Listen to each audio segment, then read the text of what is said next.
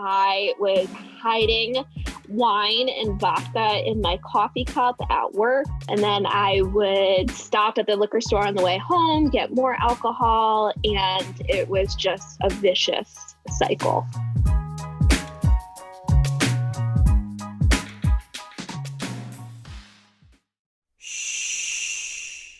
Welcome to the Secret Life Podcast. Tell me your secret. I'll tell you mine.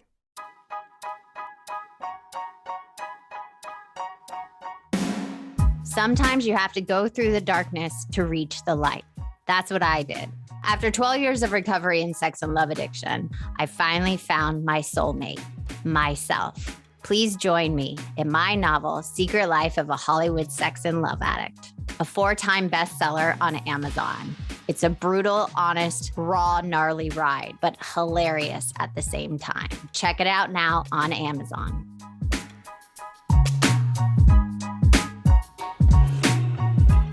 Welcome to Secret Life Podcast. I'm Breanne Davis-Gant. Today, I'm pulling back the curtains of all kinds of human secrets. We'll hear about what people are hiding from themselves or others. You know, those deep, dark secrets you probably want to take to your grave? Or those lighter, funnier secrets that are just plain embarrassing? Really, the how, what, when, where, and why of it all. Today, my guest is Karen. Now, Karen, I have a question for you. Dun, dun, dun. What is your secret? My secret is I became addicted to alcohol. I was hiding wine and vodka in my coffee cup at work. I was driving home from work and drinking while I was driving. And then I would stop at the liquor store on the way home, get more alcohol, and it was just a vicious cycle. Wow. When did this cycle begin? When was the first time you've had your first drink? So I had my first drink in high school, and it was like, you dabble in it in, junior, senior year. And then I went off to college and I binge drank, but I was, functional. Like I still went to class in the mornings and I got good grades, and that wasn't a big deal. Right. And then in my mid-20s, I got pregnant. And I was a single mother, and it was very, very hard for me to cope.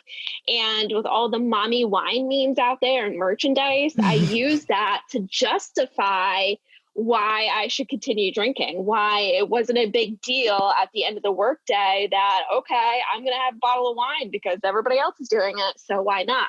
Yeah. And being a mom, I say all the time, is the hardest job in the world. It is exhausting. So I can see, after a long day, you want to like relax and have a glass of wine. And I get that. So is that how it started, or you just hit it full force?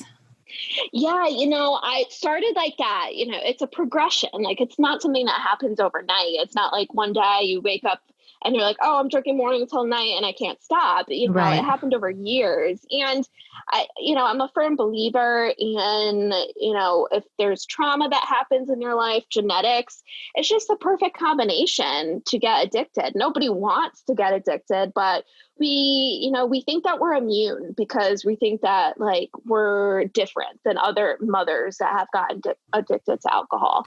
Did you, does it run in your family? Did you do your lineage and look back?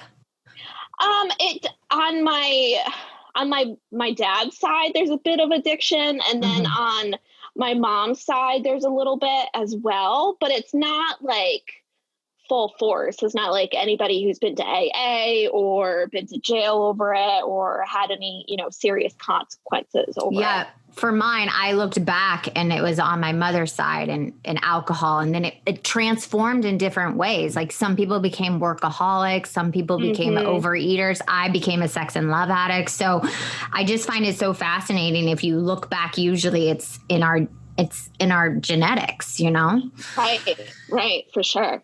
So you are a single mom. It progressively begins, can you take us through that journey of like till you hit your bottom? Of course. So, at the first couple of years of motherhood, I feel like brutal. Brutal. You're just going through the motions. You're just trying to survive. Yeah, exactly. So I wasn't really focused too much on alcohol. I was more concerned about sleep than anything else. Mm-hmm. But then, my grandparents died 9 months within each other, like 9 months apart from each other. And they, pretty much raised me. And, they took me out to eat during the summers, and they took me blueberry picking and apple picking and did all this stuff with me. So it was a really big loss. And that was like the first big loss that I've ever experienced in my life. Right. And I just didn't know how to cope. And at the time, I didn't realize that, I was using alcohol to cope. But obviously now looking back, I know that I was. And I tried to stop. There was a point where I knew it was getting a little out of control and I wanted to stop. So I tried to stop 2 other times before I finally went to detox.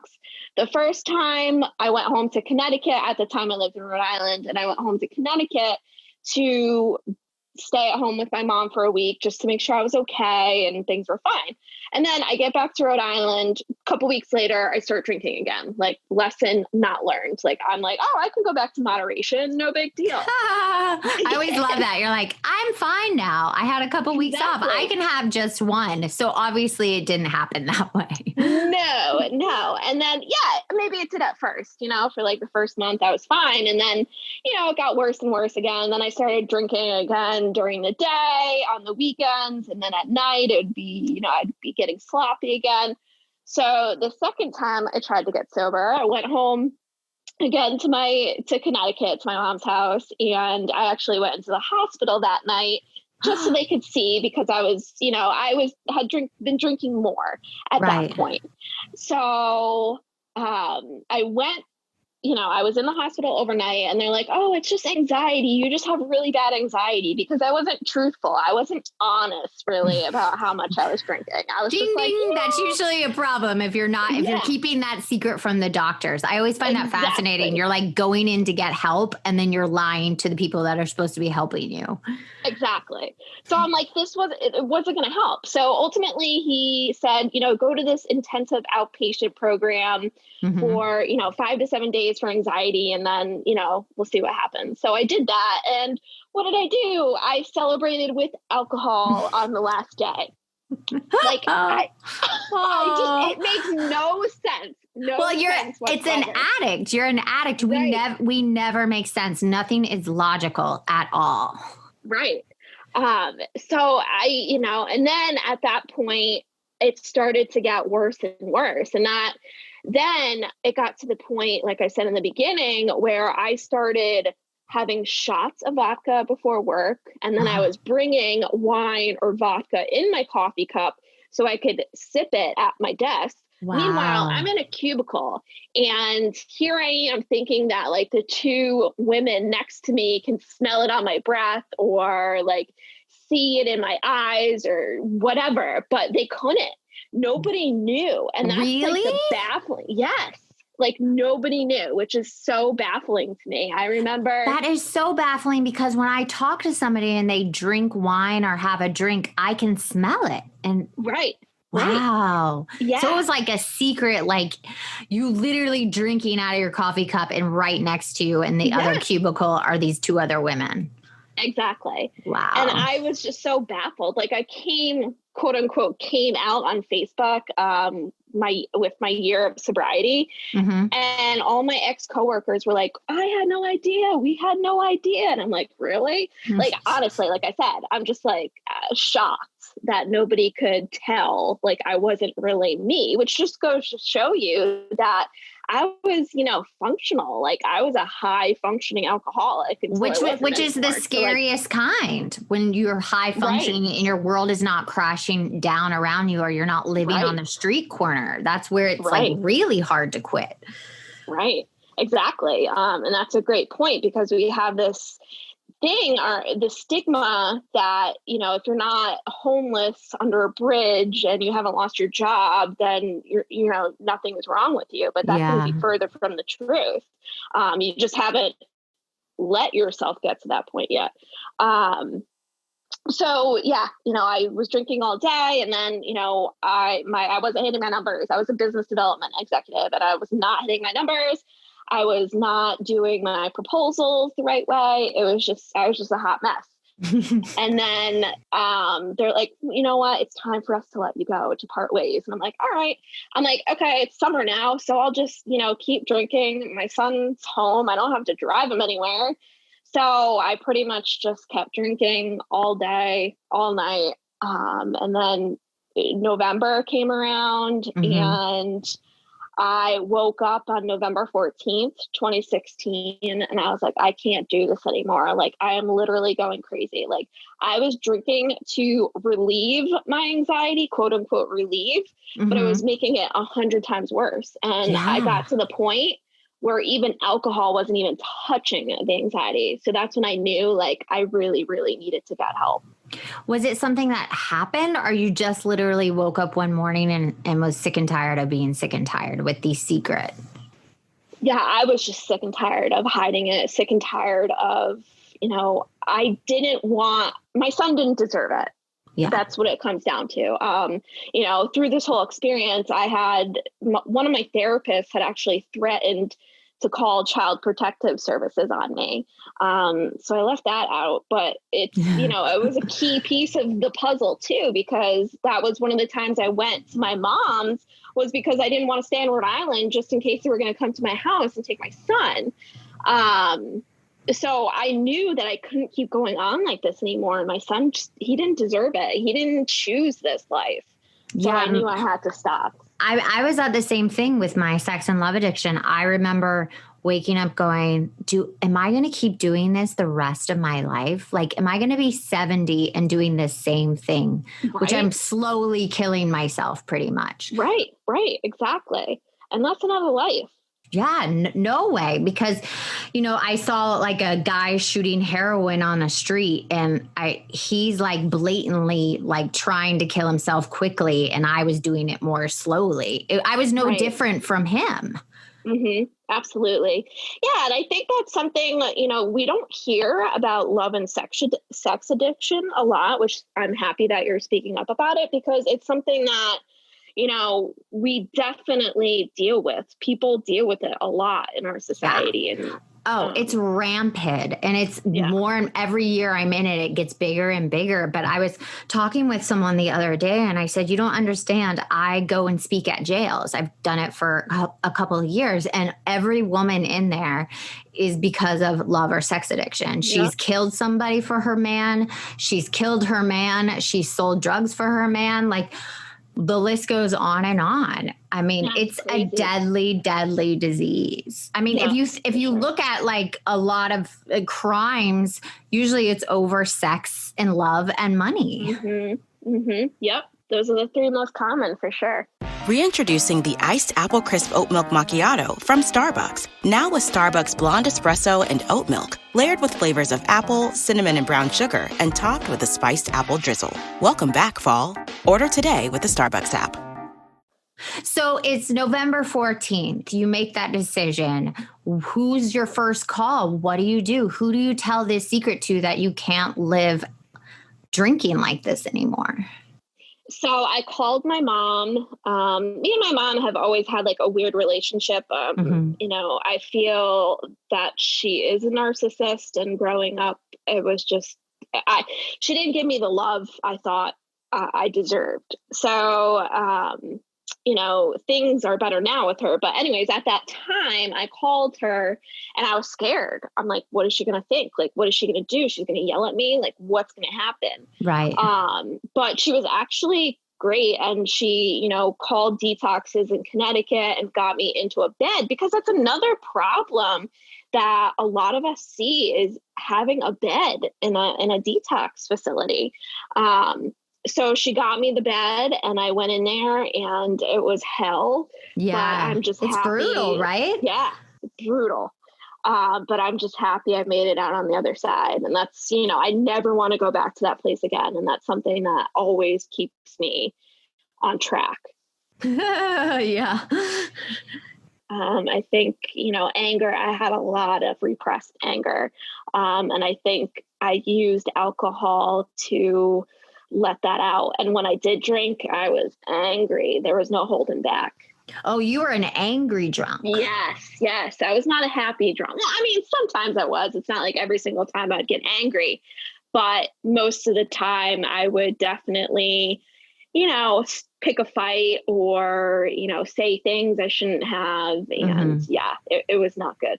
Do you know where that anger comes from? Have you done the work around that? Yeah, it comes from my childhood. It comes from my mother, and the relationship that, ultimately we didn't have. And that's the thing. I think with a lot of addiction, it comes from childhood. It's something that we've grown up with. I'm right there with you. I mean, when I was a couple of years sober in my program, I had a talk with my mother, and she was always like very workaholic, not the warmest person. Like if we got sick, she would be like, "You're not sick." And I'm like, "I'm sick." Yeah. So when I finally got, sober from my addiction, I had a talk with her, and it was so beautiful because she had this moment where she said, "I'm sorry. I didn't know how to be a mother. I didn't have a great mother." And then when I looked back at my grandmother, she was a horrible mother. She was very abusive. So that moment definitely lifted anger from me. Like, she did the best she could. Sometimes kids, all we need is someone to say, "I'm sorry." Like, So I'm right there with you with the mother thing. And now we have a great relationship. It's like people should take responsibility for their actions, and things would just open up. Right. And, I agree, because it wasn't all her. Like, you can't blame anybody else. Like, I put myself in these situations. Yeah. Just because she wasn't, like you said, the warmest mother growing up or did things that I didn't agree with doesn't make my behavior any better. Just because someone's mean to you, you can't be mean to others. Right. Exactly. But hurt people. Yeah. So when I see anybody's behavior where they're like aggressive or angry, it's like that person must be really in a lot of pain to behave like that. Absolutely. Yep. And, I think another part of it too is forgiveness. And it's not, people think of forgiveness like, oh, you're giving in, but it's not. It's for you. It's not for them. It's that inner peace of just letting it go. Like, I can't change anything of the past. I can't change my childhood. So why am I going to keep stewing on that and holding that in? It's just not worth it in the grand scheme of things. No, forgiveness is the key to freedom, I believe, because when you hold that resentment, like they say, you're just drinking poison, hoping the other person is going to die. Exactly. Like the other person has no idea, most of the time. Absolutely. I think I would be jealous of the, perfect, quote unquote, perfect relationship, or, the stereotypical white picket fence family, when I knew, like, it was just me. I was a single mom, and maybe I had, I was a little bitter of that. I had a chip on my shoulder. So what's the hardest part you think being a single mom? I just want to ask. Yeah, the hardest part is doing it all. It's like you're the teacher, you're the cleaner, you're cooking dinner. It's just everything. And you don't get that free time. Yeah. And being a single mom, it's like you're constantly with them 24/7. There's no like, hey, see you on Monday. You drop them off on Friday or Saturday morning, and then you see them again on Monday. So you have a couple days. It's like legit all the time. But I moved back to Connecticut because I knew that was one of my triggers, was being overwhelmed and just not being able to do it all. Yeah. So thankfully, I moved back to Connecticut, my hometown, and I'm able to have support from family, which is, really, really helpful. Also, I find it's a blessing being an addict and being a sober addict, let's say, and a mom, because I feel like I handle triggers and things like that with my child. Are you grateful now that you're sober and that you're a mom? Like, do you feel like you have better tools? Oh, 100%. Before I used to just like, I wouldn't talk about issues. Like if he was, having a bad day or angry, I just kind of be like, oh, suck it up.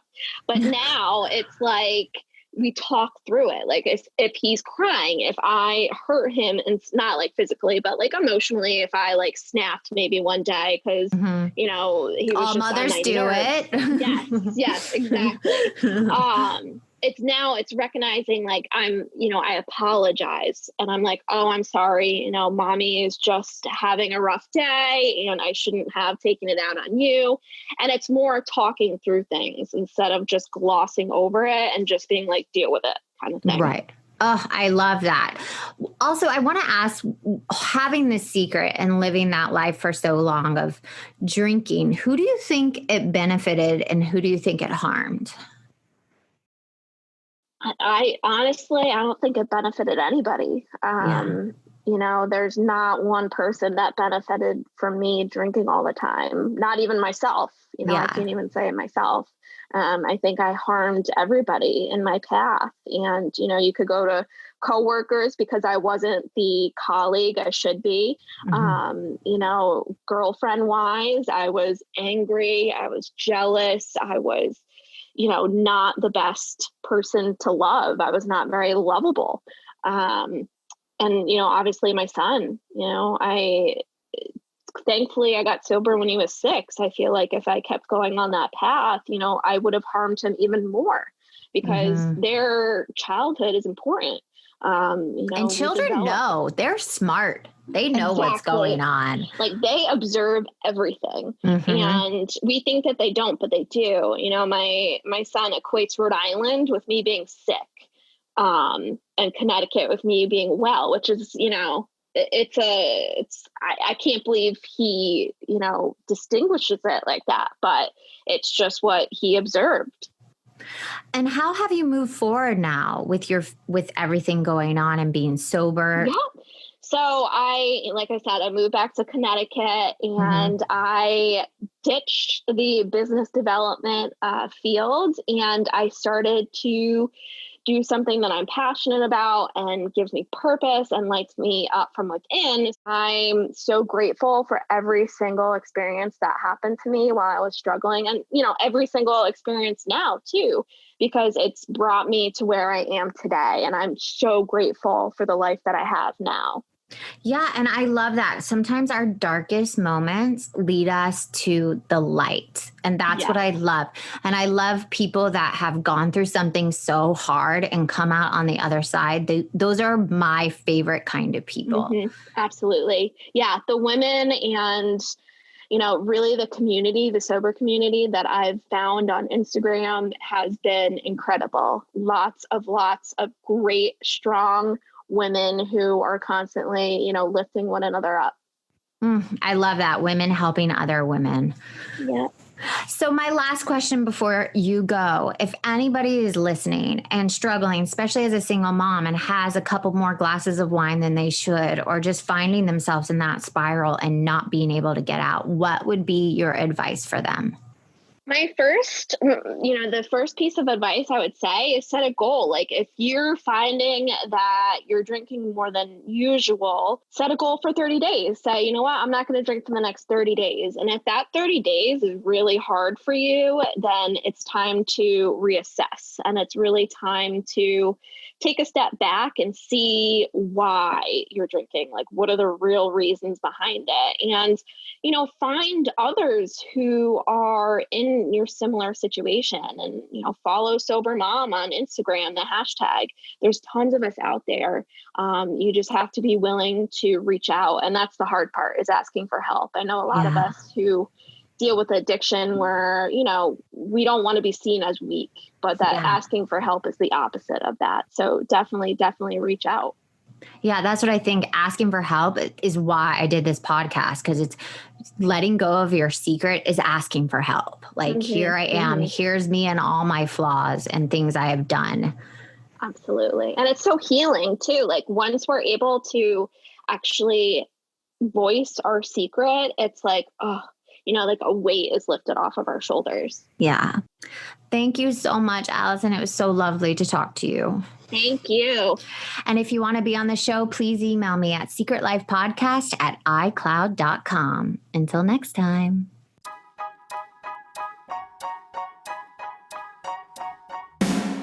Thanks again for listening to the show.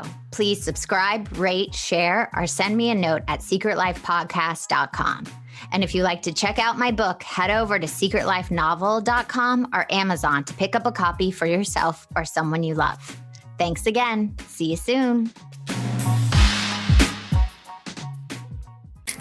Hi, welcome to your neighborhood pharmacy. Hi, I've got a prescription for diabetes test strips. How much is the copay? Well, it depends on your type of commercial insurance and factoring in your yearly spend, subtracting the deductibles, also depending on your monthly allowance. Why can't there be a better option? Or you could try Contour Next test strips. A 35 count's only $19.99 over the counter and proven to be highly accurate. Go to contournext.com/radio to see if over-the-counter strips are a more affordable option for you. I think I'll try Contour Next.